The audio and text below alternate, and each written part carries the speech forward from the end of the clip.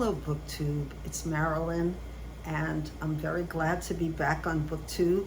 I was gone on a month-long trip, going to many places, and before I start, I just wanted to tell you that at the end of the trip, I got very ill, seriously ill, but I'm recovering. So if I look a little peaked or thinner, that's the reason.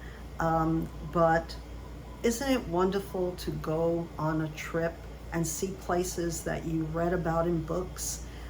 I think it is. And despite having a not so good beginning, because my plane was canceled in the beginning because of a mechanical error, and at the end where I got very seriously ill with an infection, believe it or not, the trip was a success.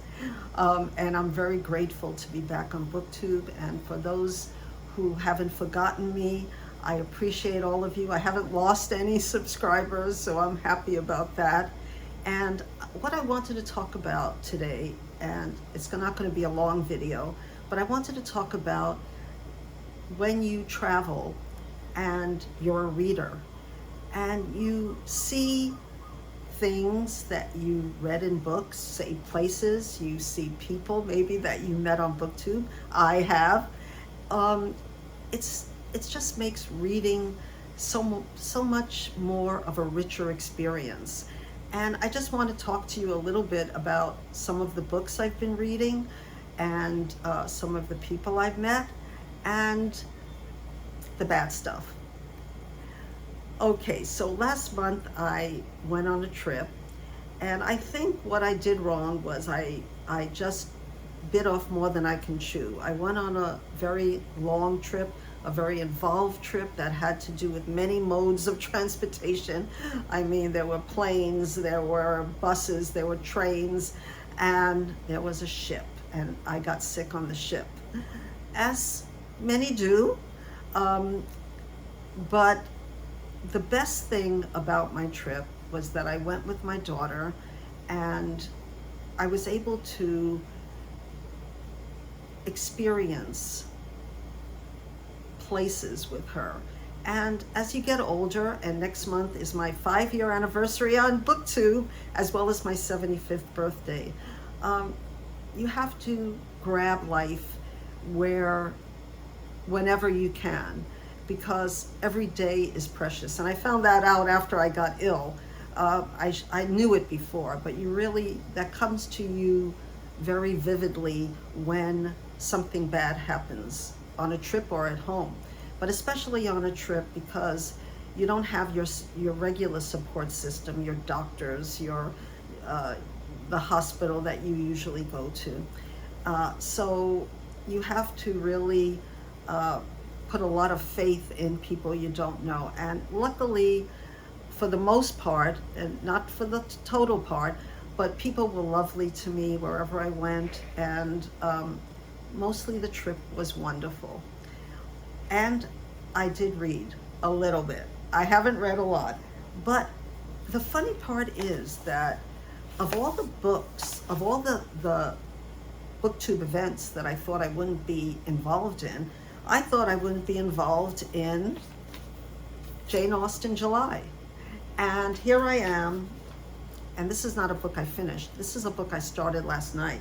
And it's the only Jane Austen book that I haven't reread, especially during the 5 years that I've been on Booktube, and that's Emma. And I don't know why I was putting Emma off. I think it was because there's so many adaptations of Emma in Clueless and other movies, and I just thought, well, I'm not going to enjoy it as much as I enjoyed Pride and Prejudice, Sense and Sensibility, I didn't like Northanger Abbey that much, but all the other Jane Austen books. But I started reading this last night, and there was a reason. The reason was the other books that I had read during my journey, and they were all mentioning Jane Austen, and I found that fascinating. So let me just tell you that I just started reading Emma and I didn't want to stop. I had forgotten the story. I mean, I knew basically what it was about, but I think this is one of the most readable Jane Austen books, maybe for a younger person, and maybe that's why they made Clueless out of it, adapted it from Emma. But I really enjoy the first 20 pages, and I'm definitely going to continue. So what made me want to read Emma or Jane Austen at all? And the reason is that while I was away, I brought my Kindle, so I don't have the books with me, but I will show you the covers when I talk about them. So I want to talk about a little bit about Martha Grimes, because Martha Grimes, I found out, is not English at all, but she's an American. And I did not know that until I started doing a little bit of a deep dive about Martha Grimes. Now, let me tell you what I thought about Martha Grimes when I was like in my 20s and 30s. I thought she's much too highbrow for me, too literary. I wasn't getting her jokes that as much. I wasn't as sophisticated a reader as I am now. Well, thanks to all of you on BookTube as well to help me in that area. As for mysteries, her mysteries are very complicated. You can say sometimes convoluted. And I had finished a few of them, and a few of them I had put down. But when I started BookTube, I started reading her again because she has the most wonderful detectives. Not only, what is his name? Now he's a commander now. He's a Superintendent Richard Jury. I love that character. And I also love Melrose Plant, who is another one of her characters that she often has in the same story, which I think sometimes is a mistake, because you can love one point of view of a story and then you get back to different characters. And though I love Melrose Plant, I'm not that enamored of his sidekicks, because Richard Jury has his sidekicks and Melrose Plant has his. And then they try to come together to solve the mystery at the end. I ended up reading or finishing 2 of Martha Grimes' books. And they were, and I'll have it here, the first one is Jerusalem Inn. And Jerusalem Inn was written in 1983, and one thing I love about Martha Grimes' writing, beside her comedy, is the fact that she has a lot of what's going on at the time. So what was going on in England in 1983, and the second book was 1985, and there was a lot of stuff going on, and she always points to that slice of life of the years of what's happening at that time, and I really appreciated that. So in Jerusalem Inn, a white Christmas couldn't make Newcastle any less dreary for Scotland Yard Superintendent Richard Jury until he met a beautiful woman in a snow-covered graveyard. Sensual, warm, and a bit mysterious, she could have put some life into his sagging holiday spirit. But the next time Jury saw her, she was cold and dead. I really liked that character of the woman that he, and I don't have her name right now, but I was sorry that she made such a quick entrance and exit. And from what I read about other reviews on this book, a lot of people felt the same way. But I forgot to tell you, if I didn't tell you, that all of Martha Grimes' books, I think all of them, are named after real life pubs in England. And that's one of her mainstays that she does. So Jerusalem Inn was, in this book, a pub. Maybe she saw it as a pub.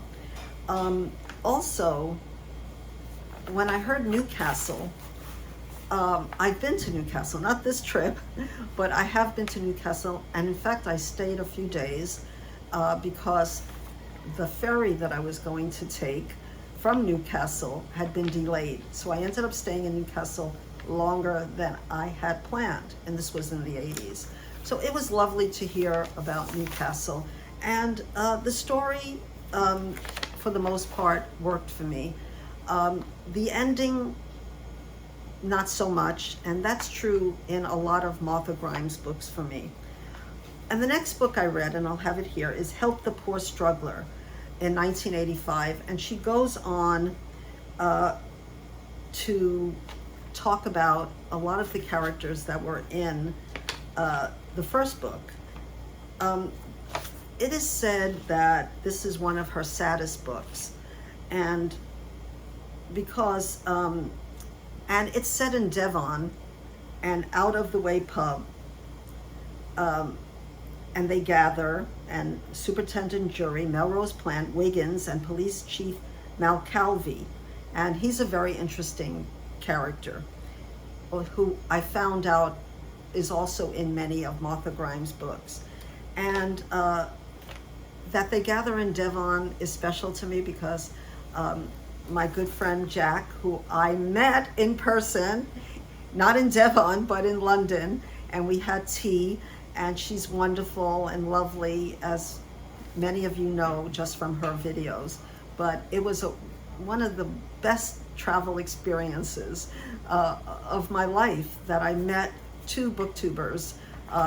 One was Lindy when I went to Canada, and now it was Jack.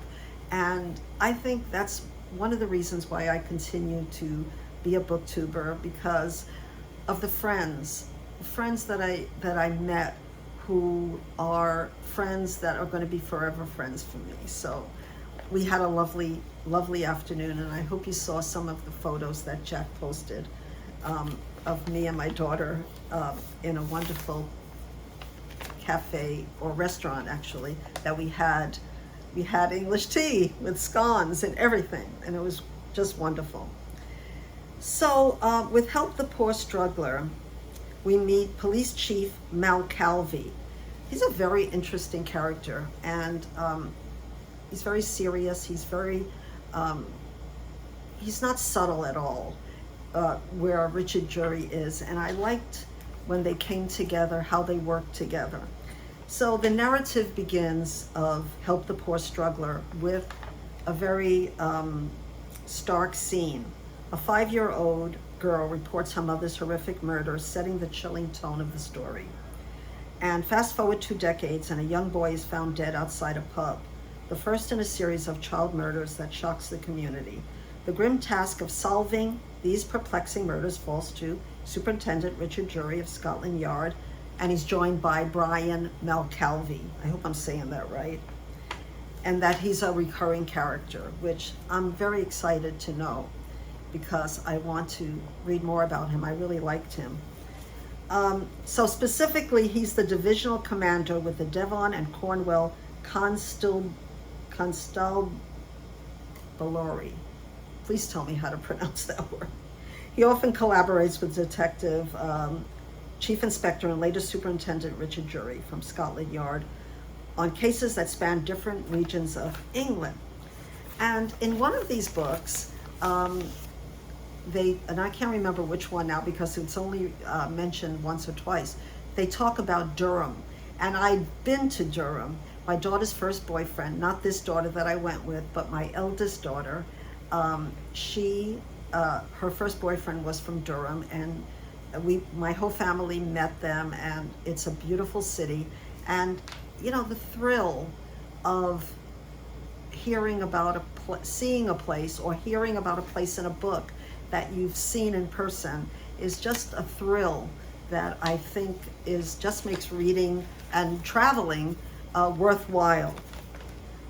And like I said, Martha Grimes always talks about different real literary characters, whether it be Agatha Christie or poets, or, like I was saying, Jane Austen. And that made me want to get in on the Jane Austen July. So that was an extra treat.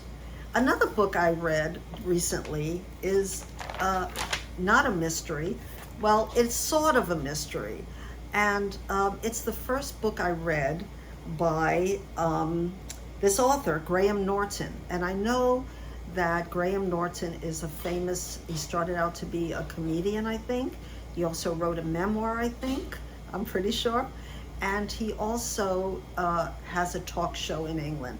I've never seen any of these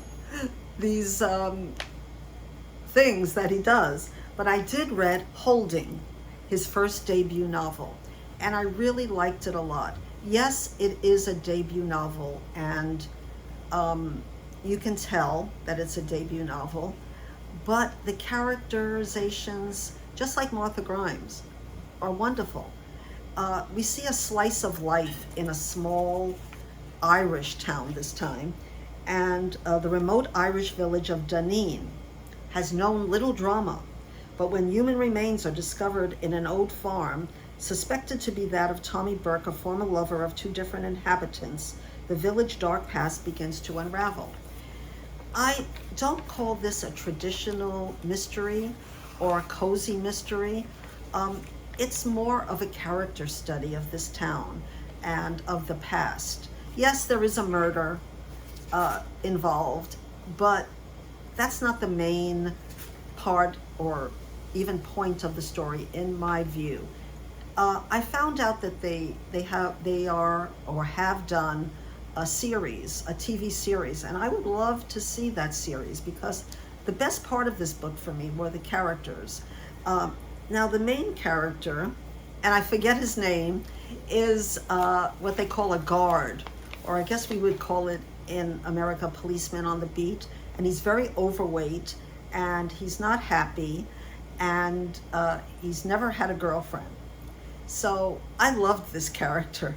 In fact, I think that the male characters in this book are better drawn, in my estimation, than the female characters, though some of them, or at least one of them, was the exception.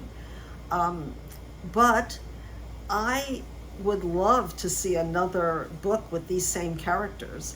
And the ending was, there's a lot of sadness in this book. It's not a happy town of wonderfully happy people who had a wonderfully happy past, and we find that out. But I love the way he did the ending, which I cannot say the same for Martha Grimes. Always. Sometimes, yes, but not always. So what else did I do that's sort of literary or bookish? I did see The Mousetrap by Agatha Christie, and though I did not guess who the murderer was, and we are warned at the end not to tell, my daughter did guess, and she doesn't read Agatha Christie, so I thought that was very telling, telling on how bad I am at telling the end of mysteries. Also, we saw Wicked, and that was her birthday present. Her birthday is in July and mine is in August, and I really enjoyed it. She was in heaven. I mean, she just loved it so much, and I really, really enjoyed it. And I recommend, now the West End, I will warn, is much more expensive than seeing a similar play on Broadway. At least I bought my tickets in advance, and they ended up being, more expensive because pounds, but it was well worth it, and I had a wonderful time. And I had a wonderful time mostly on the trip. I think the best part of the trip for me was living in the moment and meeting people from all walks of life, from different countries, and also, of course, meeting Jack, who I have a relationship with, who's a good friend, and just experiencing life in the moment, which I don't usually do because I'm in my head a lot. And we just met so many people in that month. And reconnecting with family is wonderful too when you live in Hawaii. So what did happen at the end is that, I don't want to be dramatic about it, but they thought I might have sepsis that I caught somewhere, but they weren't 100% sure. And I don't have it now. I've been checked out. I'm doing great. But because of all the medication that I was taking, my appetite went away. So I dropped quite a few pounds, and I'm just getting my appetite back when I stopped taking the medication. But it is a scary thing to get sick in a foreign country. I'm not going to downplay that. And there were times where, you know, my anxiety got the best of me, and I was very glad to have my daughter with me. And because sometimes when you do have an anxiety disorder and you do get ill, and you are older, you are not taken seriously. So I just wanted to say again, because it happened to me, I had to advocate for myself to get the medical help that I needed in that place that was not America. Well, it was on a ship actually, so it wasn't not America, but it was like in the middle of the Atlantic Ocean, which is not the most wonderful place to get really, really ill, because though they did have a hospital, and I'm very grateful for that because I spent 2 days there. Anyway, I didn't want to make this a very long video. I'm still recovering from everything. I've been back since July 4th, but I wasn't able to make a video, you know, except for a short until then. I really appreciate everyone who stayed with me. I don't want to give up BookTube. I love the people I meet on a daily basis who comment on my videos. So please say hello in the comments. And if you haven't subscribed, you know, think about subscribing. And I will let you know how Emma goes at the end of the month. And hopefully I'll be feeling stronger. I am exercising and trying to keep up my strength. So I am really enjoying Emma. I cannot tell you how surprised I was, like I said, that I'm enjoying it this much. I wasn't able to read any of the other serious books on my trip, and even afterwards, I wanted something light. And so I do recommend all the books that I talked about today. I have to mention one thing. My last stop after the ship was Brooklyn, New York, and that brought back A Tree Grows in Brooklyn, and it brought back something that Jack told me when we talk on Voxer, is that sometimes the place that you're from, when you go back, you have that same feeling of, oh, this is where I'm from, even though you don't want to move back there. And I had a wonderful time in Brooklyn. I don't know if I'd have a wonderful time if I moved back there, but I had a wonderful time, and it brought back A Tree Grows in Brooklyn, and it also brought back the book Brooklyn by Colm Toibin, I think his name is, Colm Toibin, that takes place in Brooklyn in after World War II. So everything just is just like the circle of life, where you read something, you visit someplace, you meet people, and then you read some more and you want to do it all again. So I hope you've watched to the end of me rambling on, because I don't do, I usually don't do scripts.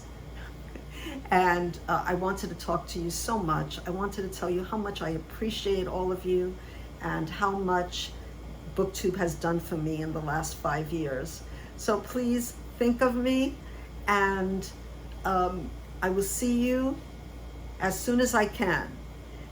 So until that time, as always, I'm back in Hawaii, so aloha.